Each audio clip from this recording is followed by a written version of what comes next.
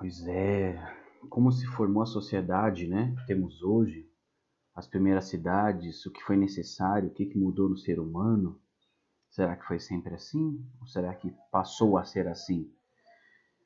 Hoje a gente vai entender um pouquinho, então, como as primeiras sociedades humanas elas se organizaram, óbvio, de modo muito resumido, porque o assunto é imenso, e como o que foi importante para o surgimento das primeiras cidades, a cultura que a gente tem hoje, por aí vai.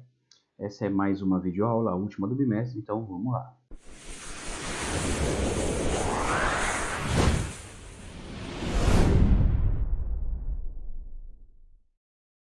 Minhas lindas, espero que vocês estejam bem, que vocês estejam se cuidando. E hoje nós vamos falar então sobre um assunto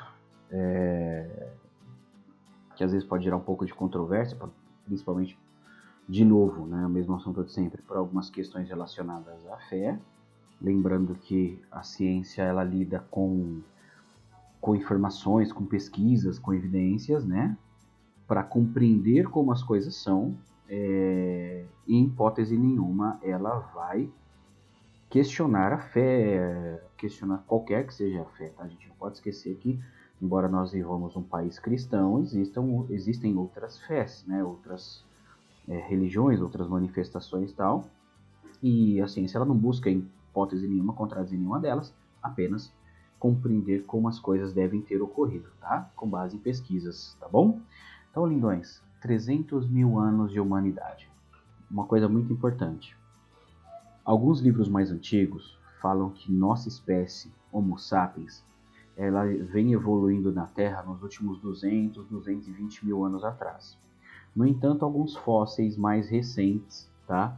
Eu acho que na casa de uns 10 anos para cá, talvez um pouco menos, têm mostrado que a espécie humana ela é um pouco mais antiga ainda do que se pensava. Ô, professor, mas por que essas mudanças, né? É assim, gente, as pesquisas elas não param, as escavações arqueológicas elas não param, né? E, obviamente, à medida que você encontra um novo sítio arqueológico, um novo fóssil, após alguns anos, porque demora até você analisar o fóssil, fazer ali um mapeamento tridimensional com computação gráfica e tal, só então os cientistas eles terão a capacidade de dizer esse fóssil é Homo sapiens, esse não é, e por aí vai. E a partir de novas evidências encontradas, portanto, atualmente diz-se que a espécie humana ela está na Terra, né? Ou os seus parentes, porque nós não éramos os únicos na Terra, hoje somos, mas não éramos. Nós estamos há mais ou menos 300 a 320 mil anos aqui na Terra. Lembrando que a espécie humana, o Homo sapiens, vem de um processo evolutivo de outras espécies, tá? Que a gente já falou na última videoaula, e que essa espécie ela é dotada de um cérebro muito complexo, tá? Com uma capacidade de pensamento e raciocínio gigantesca, que só foi melhorando com o passar dos anos, tá? E até chegar ao que é hoje, e óbvio, gente, nós continuamos evoluindo. Ah, professor, mas não dá para perceber. Não dá mesmo, gente. A evolução é um processo lento. Quando nós começamos a falar da evolução humana, a gente falou de 7 milhões de anos, lá os primeiros, né? Hominídeos que depois dão origem ao gênero Homo, e agora nós estamos falando que o ser humano deve ter surgido na Terra há aproximadamente 300, 320 mil anos. Portanto, é um processo bem lento, ok? 2. Então, o início do Homo sapiens, como disse para vocês, provavelmente na casa ali dos 300 mil anos, 320 mil anos, de acordo com estudos mais recentes, tá? Características da nossa espécie, Homo sapiens, é a questão de uma capacidade intelectual muito acima dos outros primatas, tá? Lembrando que primata inclui aqueles grupos de seres humanos, orangotango, chimpanzé e gorila. Os outros macacos, eles não pertencem a esse gênero primata, tá bom? Os primeiros, obviamente, ainda tinham um comportamento mais puxado por os animais, eles moravam em cavernas, diferente dos chimpanzés e gorilas que moram na floresta, né? Então, o fato de morar na caverna em grupos já mostrava ali uma certa organização social, a busca por proteção e por aí vai. Ah, professor, mas os ursos também moram em cavernas? Só que tem um urso, às vezes uma ursa, um filhote, e se entra alguém eles comem, né? Aí o Homo sapiens não, tô falando de busca de abrigos, né? Busca de locais e abrigos contra a chuva, contra o frio, né? Contra os inimigos, portanto, protegidos ali de ataques não só de outros animais, como de outros grupos do gênero Homo, tá? Inclusive, se um dia vocês tiverem oportunidade, isso se já não tiveram nas aulas de história, de assistir um filme chamado A Guerra do Fogo, alguns que assistiram, que vão assistir, vão falar, mas que filme chato. Gente, aquele filme é muito bom, mas muito. Só que quando a gente é adolescente, o filme tem que ter ação, né? Tem que ter guerra, tem que ter explosão. Alguns já curtem o terror e tal. E esse filme ele é mais com intelecto, né? Com pensar como era o passado. Então tem gente que pode não gostar, mas o filme é muito bom, ok? Pois bem, gente. O Homo sapiens nessa época ele já tinha uma habilidade gigante para desenvolver ferramentas. Na verdade, isso já vinha de outros Homo, lá do Homo habilis há tantos milhões de anos atrás. O processo ele só foi sendo aprimorado. Existia uma organização muito grande. Né? Os fósseis mostram que eles andavam sempre em famílias. Então tinha os caçadores, as mulheres que cuidavam das crianças. Existiam ali divisões de funções sociais, tá? Os idosos, que naquela época não eram tão idosos assim, né? Hoje provavelmente as pessoas de 70, 80 anos já dificilmente viveriam naquela época, tá? Geralmente era a média de 40 anos, os que ficavam mais velhos. Essas pessoas mais velhas, elas então que cuidavam ali por desenvolver, por ter absorvido muito conhecimento ao longo da vida, ficavam nos vilarejos ou nessas comunidades. Na época não existia vilarejo ainda, né? Ajudando as mulheres a cuidar das crianças, enquanto os homens mais fortes ali, eles saíam para caçar, tá? Gente, uma curiosidade é a demonstração de que os ossos do crânio desses primeiros Homo sapiens, eles eram um pouco mais compridos do que o nosso atual, que é mais redondinho, tá? Isso sugere que a expressão humana, o rosto, evoluiu antes do crânio, tá? Onde surgiu o Homo sapiens? Né? Qual é o berço do Homo sapiens, ou seja, de nós hoje seres humanos?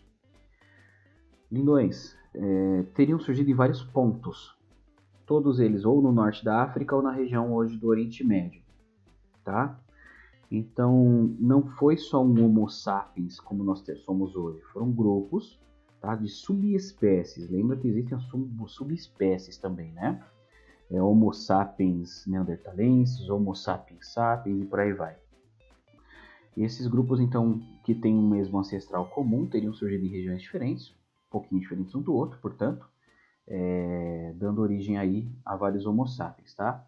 Como eu disse, norte da África, mas também na região do Oriente Médio, que fica ali pertinho, e que gerou uma miscigenação enorme, tá? Todo mundo cruzando com todo mundo, então deu no que deu. Bom, gente, à medida que o Homo sapiens ele sai da região do norte da África e daquela região do Oriente Médio pertinho ali da África, ele começa a migrar para outras regiões do planeta. E nessa que ele migra para outras regiões do planeta, ocorre um reencontro. Lembra dos Homo neandertais da última aula? Os Homo neandertais são uma subespécie, né, de Homo sapiens neanderthalenses, mas que na verdade eles vão para a Europa e passam por processos evolutivos diferentes daquele grupo que ficou no norte da África, tá? Mas o período não foi longo o suficiente para que se fossem espécies muito diferentes. Embora ocorresse ali divisões, características diferentes, mantinha ali uma grande quantidade no mesmo número de cromossomos, uma grande semelhança genética, que permitiu, quando esses grupos se reencontraram, à medida que o Homo sapiens também vai para a Europa, que eles se reproduzissem. E o Homo neanderthalenses e o Homo sapiens, eles viviam meio que entre tapas e beijos, né? Porque eles guerreavam muito entre si, ao mesmo tempo que eles se relacionavam muito entre si, né? Tanto que eles se reproduziam. E um fato muito curioso é assim, gente. Todo mundo que tem ascendência europeia e asiática vai ter um pouco de DNA neandertalense. Não tem para onde correr. Quem não tem DNA neandertalense, ou seja, quem é Homo sapiens puro? Aqueles que a ascendência é exclusivamente africana daquela região onde eles dominaram, onde eles surgiram, tá? Olha só, aí a gente usa a genética para dar um tapa na cara de gente preconceituosa, porque o Homo sapiens sapiens puro, ele é africano. O europeu e o asiático é o Homo sapiens misturado com o Homo sapiens neanderthalensis. Então nós temos DNA deles, tá? Eu acho que nenhum brasileiro seja 100% Homo sapiens, porque nosso país é muito miscigenado, tá? Olha só, a genética contra o preconceito. Pois bem, olha minha cara, tá bem na frente aqui, ó. Só para a gente lembrar o nome, você já ouviu várias vezes. Homo neanderthalensis, deixa eu pôr para baixo. Melhor. Homo neanderthalensis, tá? Professor, esse Homo heidelbergensis aí? Isso aí, gente, é um grupo também do que faz parte, né, do grupo ali dos Sapiens. Aqueles que foram em direção à Europa, eles evoluíram para os Neandertais, né, modificaram para os Neandertais. E aquele que ficou na África tornou-se o Sapiens. Então a gente pode dizer que o heidelbergensis é o ancestral comum, na verdade ele é o ancestral comum, né, entre. Então existiam os heidelbergenses naquela região, um grupo migrou para a Europa, outro grupo ficou na África, esses dois grupos separados passaram por mudanças diferentes, portanto dando origem ali às duas subespécies, tá bom? Como eu disse para vocês, há cerca de 70 mil anos aí, então, essa divisão. Lindões, dando continuidade, não é só isso a importância da evolução humana. Eu acredito, isso aí é uma opinião, tá? Que o fato mais importante para a grande evolução da espécie humana, o fato da espécie humana ter sido a espécie mais bem-sucedida entre todos do gênero Homo, foi o início da fala. Depois eu vou mostrar uma imagem, mas criança, quando ela está amamentando, quem já viu uma criança sendo amamentada, ou de repente se a gente tiver alguma garota aí que já seja mãe, eu tenho uma irmã, a mãe teve filha há pouco tempo, uma prima, não importa, enfim. Vocês vão ver que às vezes o neném ele fica um tempão ali no peito, mamando, e ele respira ao mesmo tempo que ele mama. Por quê?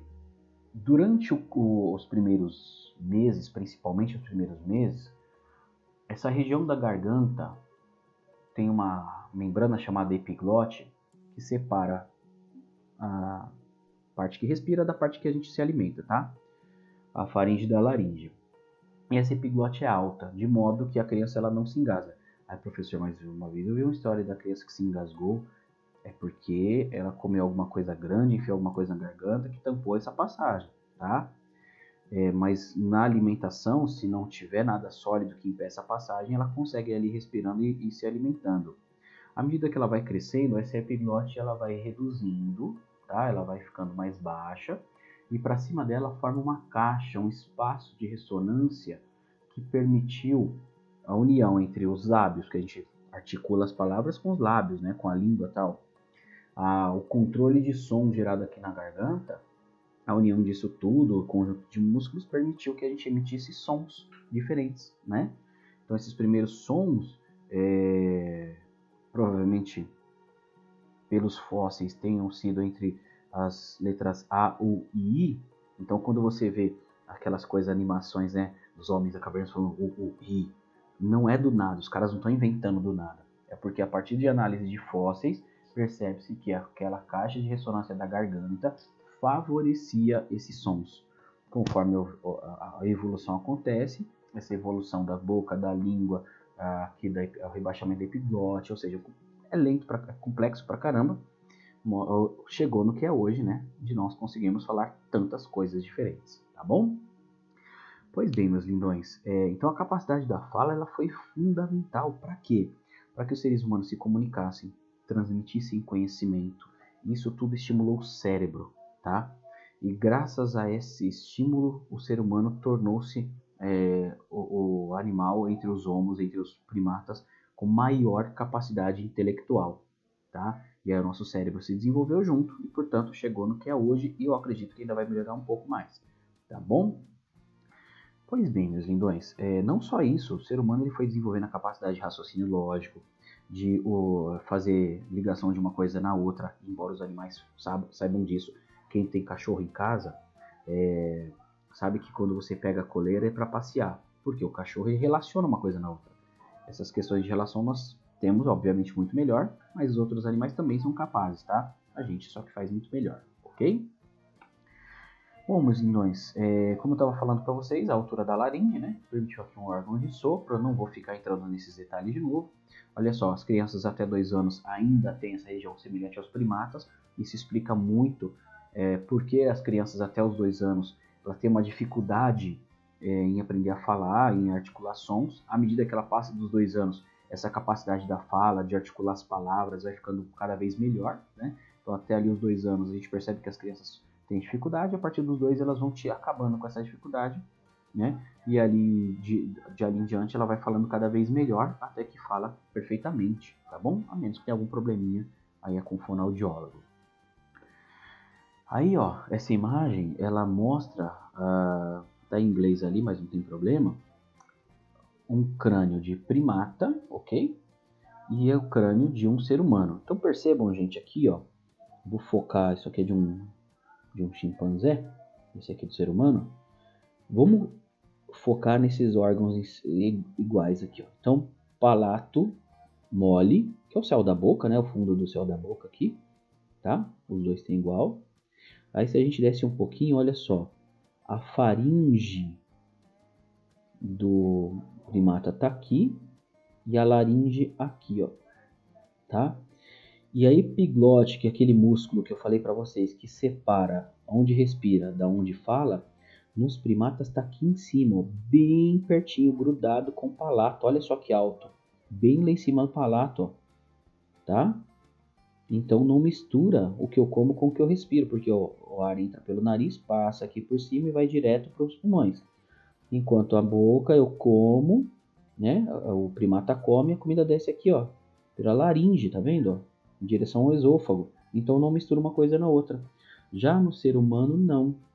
Essa epiglote, como ela está muito mais baixo, ó, o palato duro está aqui em cima, tá? E a epiglote está lá embaixo. O do macaco, perdão, não é macaco, é chimpanzé, os dois estão juntos. O do ser humano não, está aqui embaixo. Então abre um buraco aqui, ó, tá? Que é a faringe. E esse buraco é assim, quando eu estou respirando, a epiglote fecha a entrada do esôfago. Então não deveria ir ar para o estômago, né? Agora, se eu respiro e engluo ao mesmo tempo, a epiglote fica confusa. Aí é onde a comida pode, né, em direção aos pulmões, a gente se engasgar, tá bom? Então, é claro que isso é um probleminha no sentido de ter esse cuidado, se bem que quando a gente está atento a gente não se engasga, a gente desenvolveu a capacidade de não engasgar, tá? À medida que tem essa mudança, cria aqui esse espaço, junta com as cordas vocálicas e a gente então consegue articular palavras cada vez mais complexas. Então tá aí, gente, a anatomia comparada, mostrando, portanto, a importância, né, do rebaixamento da epiglote para a fala. Pois bem, evoluímos, passamos a falar, morávamos em cavernas, só que a espécie humana ainda dependia de procurar alimentos por aí, procurar água por aí. Só que o ser humano, sendo um animal extremamente inteligente, relacionando uma coisa na outra, começou a perceber o quê? Que se ele jogava sementes de uma determinada planta num local, aquilo virava uma árvore ou uma planta de novo. Ele foi relacionando uma coisa na outra. Aí foi quando o ser humano ele passa a compreender o processo da agricultura. Junto com esse processo de compreender o processo da agricultura, né, de plantar o próprio alimento,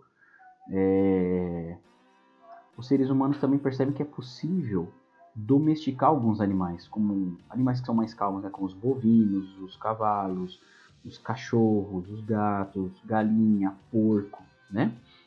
Porque esses animais estavam na natureza. Então o que o ser humano faz?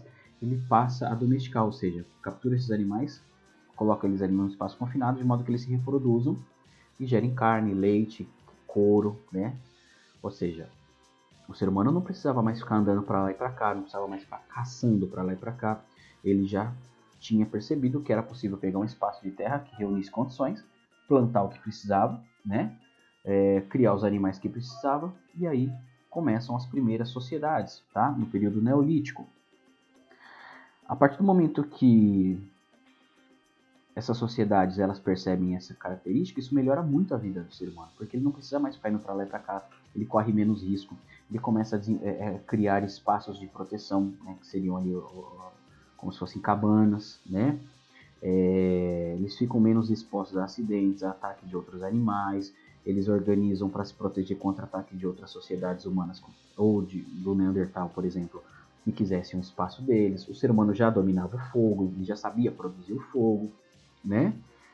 Ou seja, ali começam a surgir são os primórdios das primeiras cidades. É claro que cidade é algo muito mais complexo, mas já existem ali então vilarejos com organização social, né? A partir disso, gente, o ser humano também começa a perceber que misturar características de plantas diferentes, sendo ali da mesma espécie, mas com características diferentes, animais, gerava novas variedades, né? E aí, misturando essas características, gerando essas variedades, todas as plantas que eles encontravam, frutas tal, passaram aí por um processo de mistura que deram origem a variedades que tinham mais sabor, que eram maiores, animais também que ficaram maiores, que te davam mais carne, davam mais couro. Então o ser humano ele foi manipulando nessas misturas em favor dele, sem ter a menor ideia do que era genética, somente fazendo as misturas pela tentativa e erro. Então assim, esse conjunto A com esse conjunto B dá certo? Dá certo. Então, vamos lá. Esse aqui não deu certo, então não faço mais, tá bom? E graças a essas misturas, gente, acontece uma coisa chamada de seleção artificial. Qual a diferença da seleção artificial para a natural? Seleção natural é aquela que acontece naturalmente por todas as espécies, onde o meio ambiente que ela vive, né, apresenta condições, e se as espécies que estão ali estão hábeis para viver naquelas condições, elas se reproduzem. Se elas não estão, elas são extintas. Isso é a seleção natural. A seleção artificial é aquela que o ser humano provoca, pegando a qualidade A, misturando com a qualidade B, conseguindo a qualidade C e se aproveitando disso. Então a gente pode imaginar que os vegetais que a gente conhece hoje são muito, mas muito diferentes do que eles eram no passado, tá? Muito mesmo. Pois bem, nós então falamos ali da seleção artificial, tá? À medida que isso vai acontecendo, as cidades vão ficando cada vez maiores, cada vez mais complexas, mais organizadas, e uma cidade maior traz problemas. Precisa de água, precisa de moradia, precisa coletar esgoto, precisa cuidar de doença, tá? Então as cidades foram evoluindo. Amaury, estragou a surpresa. Só uma curiosidade, meus lindões. Existia uma cidade na região da Mesopotâmia. Eu acho que eu até coloquei uma imagem para frente, agora eu não lembro. Mas eu vou falar depois, não tem problema. Que ela era tão grande que ela chegou a abrigar 34 mil pessoas. Gente, 34 mil pessoas numa cidade há 6, 7 mil anos atrás é muita coisa. Não esqueçam, você precisa abrigar essas pessoas, você precisa produzir comida para as pessoas, você precisa vestir essas pessoas, você precisa dar água para essas pessoas, criar passagens, tá? Então já era uma sociedade muito organizada. Não pode ser qualquer um faz o que quiser, tem que ter ali os representantes, né? Aí na época podia ser um imperador, um rei, duvido muito que tenha uma eleição naquela época, mas existia ali uma organização social, tá bom? Lembra que eu falei da seleção artificial? Olha aí, gente, eu achei algumas imagens de como os alimentos eram e como eles ficaram graças à seleção artificial provocada pelo ser humano. E a primeira imagem, não sei se vocês conseguem imaginar o que é isso, mas isso é uma banana no seu estado nativo, sem passar pelas seleções artificiais, pelas misturas que o ser humano passou. Então aí é o exemplo de uma banana que não passou pela intervenção do ser humano. Então, percebam aí que é uma fruta estranha, com sementes enormes, com espaços enormes, quando na verdade a banana de hoje nem semente tem direito, né? Era uma fruta que não tinha um sabor muito agradável, e a partir das misturas realizadas pelo ser humano, chegou nas bananas que nós temos hoje, a banana maçã, a nanica e por aí vai. Próximo, gente, o foco na verdade aqui embaixo, isso aqui é uma pintura, tá? Se eu não me engano, do século XVIII, ou seja, não é tão antigo assim. Percebam que aqui nesse lado, ó, em cima os pêssegos e tal, mas no nosso foco aqui embaixo, nós temos a melancia. E essas pinturas, elas é assim, o pintor ele arrumava o espaço e pintava aquele espaço, é como se fosse uma foto da época. E pela pintura, olha como era a melancia, ó. Aquela parte branca era enorme, muitas sementes, sementes grandes. Então percebam que provavelmente a melancia era uma fruta difícil de comer, que se aproveitava pouco dela, né? E hoje a melancia é o que a gente conhece como sementes, ainda bastante, mas tem espécies que já nem tem, né? Semente, ou tem aquela sementinha branca que a gente mastiga. Tem aquela parte vermelha enorme, com bastante saborosa e tal, bem diferente da melancia aí de 200, 300 anos atrás. Estou falando só de 300 anos já, hein? Próxima imagem, o desafio, vocês imaginarem o que é isso. Desafio. Se quiser pausar e imaginar. Gente, isso é milho. Milho. Na verdade, isso aí não, tem outro nome, tá? O milho mesmo, é o que a gente conhece hoje. Mas os primeiros milhos tinham essa característica aí, ó. Tá? A partir do momento que se combina variações diferentes de milho, nós temos o milho atual. Tá? Mas isso aí é o primeiro milho. Esse aí dá para perceber por causa da casca, né? É um abacate, mas percebam que o abacate, ó, ali no meio, é que a imagem não tá boa, tem um canivete suíço. Canivete suíço não é lá muito grande. Então dá para perceber que o abacate era uma fruta pequena, que só tinha semente. E hoje nós temos o abacate atual, que é uma fruta muito mais doce, e essa da época ela era um sabor desagradável, né? Com uma semente muito menor, ainda que seja grande, mas que se aproveita muito mais do que hoje. Então tem aí, ó, o abacate. Isso aí é um pêssego. O pêssego tinha essa semente gigantesca e pouca carne para comer. Não era tão doce quanto o de hoje, tá? À medida que as seleções elas foram sendo feitas, nós chegamos no pêssego atual, que ainda tem um caroço grande, mas muito menor, e no entanto é muito mais doce e com muito mais fruta para comer. Olha, professor, isso aí é jiló, eu não gosto de jiló não, a gente dá para o passarinho. Gente, isso não é jiló, isso é berinjela.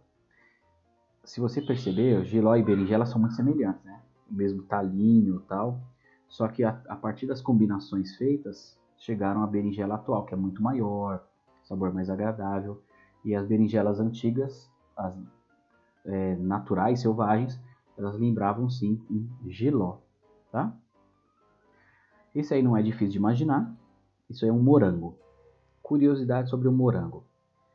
Nessa época, esse morango selvagem, ele é um morango bem menor, tá? Bem menor e muito mais sensível, tá? Ele dura poucos dias. À medida que o ser humano ele vai misturando as qualidades de morango para chegar nos morangos que existem hoje, o morango foi ficando maior, tal. Só que esse morango selvagem ele é mais doce. As misturas que o ser humano fez deixaram o morango menos doce. Ah, professor, mas aí não piorou? Depende. Esse morango aí, além de pequenininho, ele é muito sensível, ele estraga muito rápido, muito mais rápido que o morango atual. Então hoje é melhor ter um morango maior, tá? Menos doce, mas que você consiga plantar mais e vender mais, tá bom? Esse aí, gente, quem manja da árvore, eu acho que vai matar a charada. Mas esse não tem nada a ver com os atuais. Isso é tomate. Olha só como o tomate era, né? Naturalmente. Professor, mas de onde eles tiraram essas fotos? Porque essas frutas ainda existem na natureza. Só que no estado natural não servem, não são boas para consumo. Até servem, mas não são boas, tá? O tomate domesticado é bem vermelhinho, tá? Essa fruta é mais doce que o tomate atual. Só que o tomate atual ele dá muito mais, ele, enfim, é diferente. Então ele ganhou para a mesa do Brasil, do mundo todo. Esse é outro que é um desafio, gente. Nossa, professor, isso aí não é fácil, isso aí é gengibre. Não, isso é cenoura. Sim, isso aí é cenoura, gente. Olha só que louco. Não tem nada a ver com a cenoura de hoje em dia. Nada a ver. Tá? Então essa aí é inclusive essa planta foi muito, demorou muito para descobrir que era cenoura. Porque quando eles achavam plantado, não tinha ideia de que era cenoura. Até que, através de pesquisas genéticas, olharam o DNA dessa planta com a cenoura atual e falaram, putz, cara, isso aqui é cenoura, né? Olha que louco. Esse é o desafio. Esse aí não é machixe, tá? Olha só, esse aí não tem nada a ver também com o atual. Esse aí, que é comestível, tá? Dá pra comer ensalada, é o... Pepino! Pepino! Pepino! Pepino de novo! Pepino, gente. Olha o pepino selvagem como era. Nada a ver com o pepino atual, né? Nada a ver mesmo. Que bacana. Bom, lindões, rapidinho, porque já tá ficando comprido esse vídeo, né? Tinha bastante coisa para falar, mas aí também vai ser o último do bimestre. Rapidinho, onde surgiram as primeiras cidades Homo sapiens, aí cidade mesmo, tudo bem organizado, tá? De acordo com a arqueologia, as primeiras cidades elas surgiram na região da Mesopotâmia, no Oriente Médio, não foi na África, as primeiras cidades, tá? Perto ali dos rios que banham a região, chamados de Tigre e Eufrates, ok? Depois, algumas outras cidades surgiram próximas, em questão de tempo também, no norte da África, na região do Nilo, né? Porque precisa ser perto de rio, eles não tinham como levar água para muito longe. No Paquistão, na China, e aí tem Grécia e Roma, um pouco mais recente. E aí, gente, é a cidade mais antiga, maior que eu tinha falado para você, né? A maior cidade na região de Ur, na Mesopotâmia. E de acordo com a arqueologia, encontrou ali evidências de uma cidade com 34 mil habitantes. E aqui na América, professor, e as primeiras cidades americanas? Embora o ser humano ele já estivesse na América muito antes disso, as primeiras cidades, de fato, surgiram só depois, no primeiro século, depois que Cristo nasceu, né? Então, AC é antes de Cristo, DC depois de Cristo. Então, as primeiras cidades aqui nas Américas foram desenvolvidas nos primeiros 1000 anos depois do nascimento de Cristo, então é DC, que foram ali na região do México, os astecas, os incas na região do Peru e os maias na região da Guatemala, tá? Então, são as 3 maiores civilizações que fizeram cidades. Mas lembrando, os indígenas estavam aqui muito antes disso, mas eles viviam em povoados, tá? Em ocas, em cabanas, não eram cidades. Cidade tem que ter construção de alvenaria, espaço para passar água, rua e por aí vai. Tá bom? Lindões, então era isso. Deixa eu aumentar minha cara bem feia aqui para assustar um pouquinho vocês. Eu espero que vocês tenham entendido. Lembrando que a gente tem os grupos do WhatsApp. Qualquer dúvida, me procura. E fiquem em casa, se cuidem. A doença está piorando. Não deem sopa para azar, tá bom, lindos? Se protejam e fiquem bem. Tchau.